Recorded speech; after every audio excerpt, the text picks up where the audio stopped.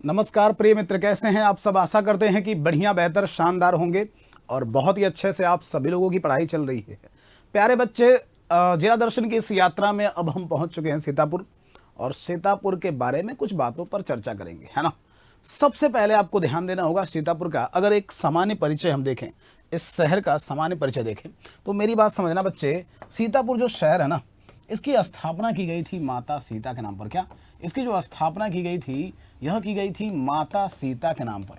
अगर पूछा जाए, ये जो सीतापुर शहर है, इसकी स्थापना माता सीता के नाम पर किसके द्वारा की गई थी, तो माता सीता के नाम पर अगर देखा जाए तो इस शहर की स्थापना माता सीता के नाम पर और राजा विक्रमादित्य के द्वारा की गई थी। किसके द्वारा?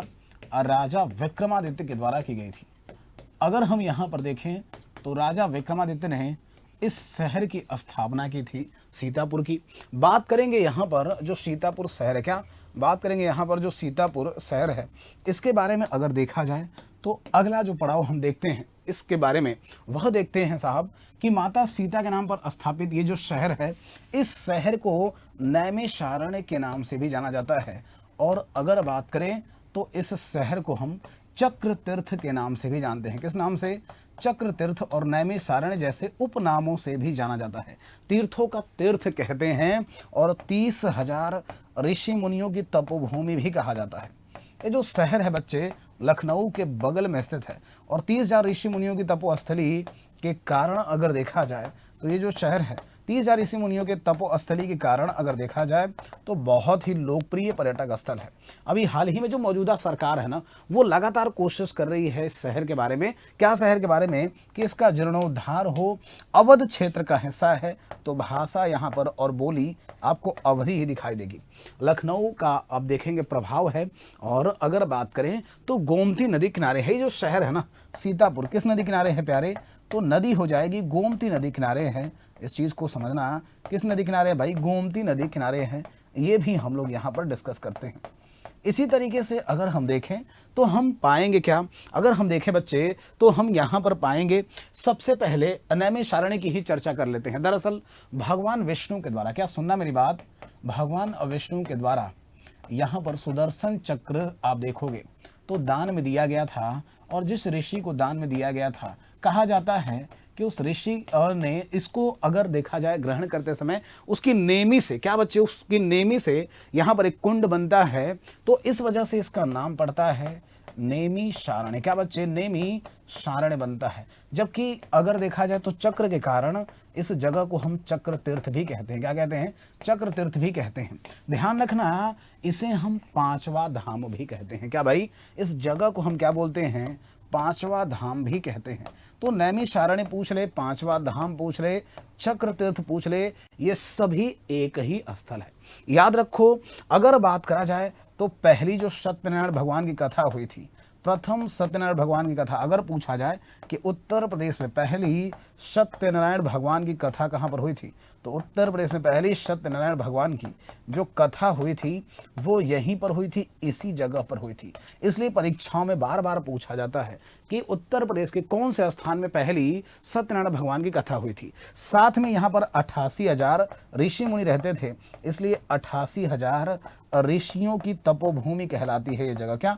88,000 ऋषियों की तपोभूमि कहलाती है। ध्यान रखना, 88,000 ऋषियों की तपोभूमि तो है ही, लेकिन यहाँ पर भ्रमण करने से होता क्या है, तो 30,000 तीर्थों के बराबर पुण्य मिलता है। इसलिए इस जगह को 30,000 तीर्थों का तीर्थ भी कहा जाता है। क्या? इस जगह को 30,000 तीर्थों का तीर्थ भी कहा जाता है। याद रखना, अगर कोई पूछे कि 30,000 तीर्थों का तीर्थ किसको कहते हैं, तब भी उत्तर क्या होगा? नैमिषारण्य। इसके बाद से अगर डिस्कस करा जाए तो ललिता देवी ललिता देवी मंदिर। अब ललिता देवी जो मंदिर है, यहाँ पर बात करें तो याद रखना, ये जो ललिता देवी मंदिर है बच्चे, इनके बारे में कहा जाता है कि ब्रह्मा जी के आदेश पर, क्या, ब्रह्मा जी के आदेश पर इन्होंने असुरों का वध किया था। अब ब्रह्मा जी के आदेश पर जब असुरों का इन्होंने वध किया तो इनके सम्मान में आपको यहाँ पर एक मंदिर मिलेगा, और इस मंदिर को क्या बोलते हैं हम? ललिता देवी का मंदिर बोलते हैं।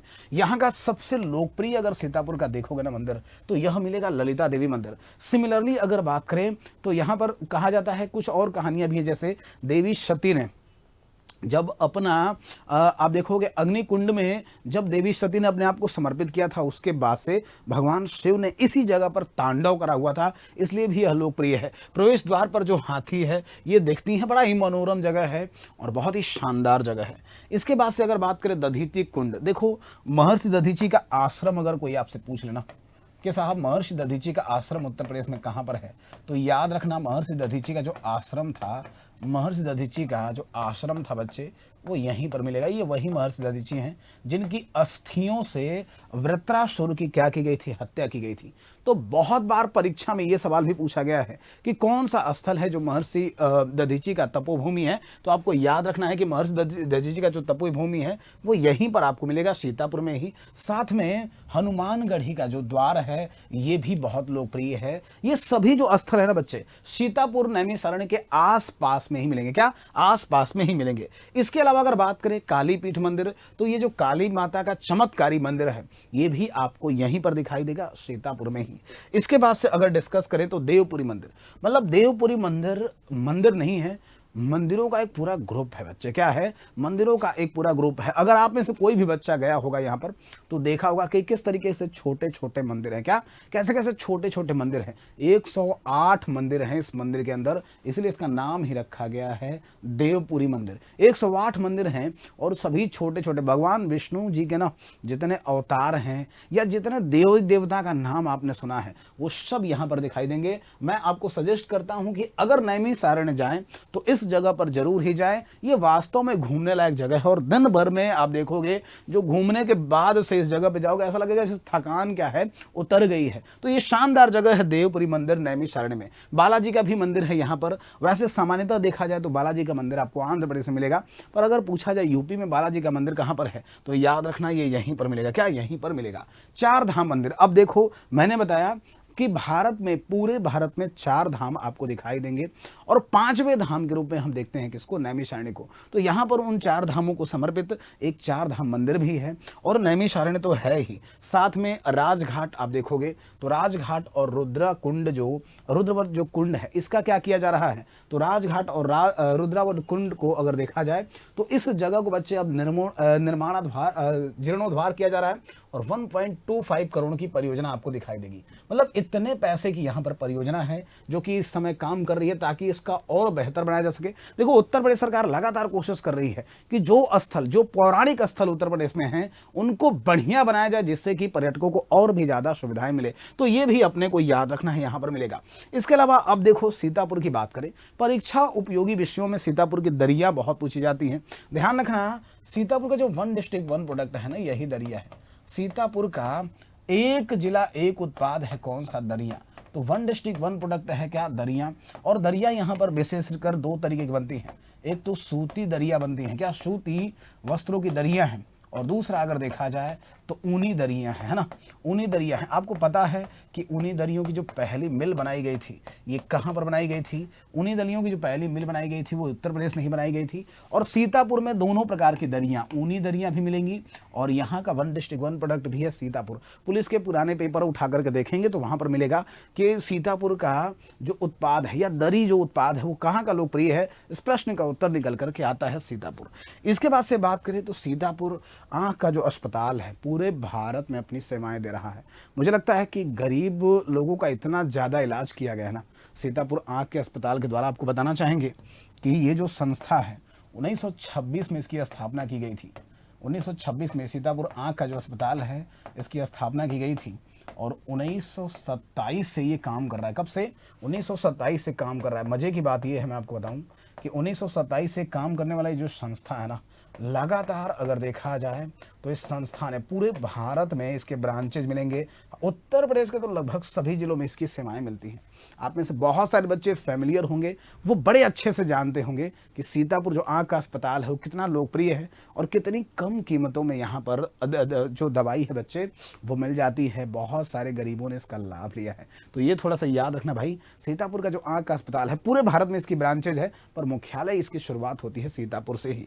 इसके अलावा अगर बात करें तो सरोजनी वाटिका पार्क, इलसिया पार्क और तिकोनिया पार्क, ये सीतापुर शहर के मुख्य पार्क हैं जहाँ पर लोग भ्रमण करते हैं, जाते हैं घूमने के लिए। इसके अलावा अगर देखें तो महमूदाबाद का जो किला है, क्या महमूदाबाद का जो किला है पुराने समय में महमूद के द्वारा इसको बनवाया गया था। हालांकि 1857 की क्रांति के दौरान में अगर देखा जाए तो इस किले को बर्बाद कर दिया गया था अंग्रेजों के द्वारा। इसके अलावा सीतापुर की बात करें तो आपने पढ़ा होगा, सीतापुर में अगर हम बात करें तो अकबर के नवरत्नों में से एक थे, और अकबर के नवरत्नों में से एक टोडरमल का जो जन्म हुआ था ना, वो सीतापुर में ही हुआ था।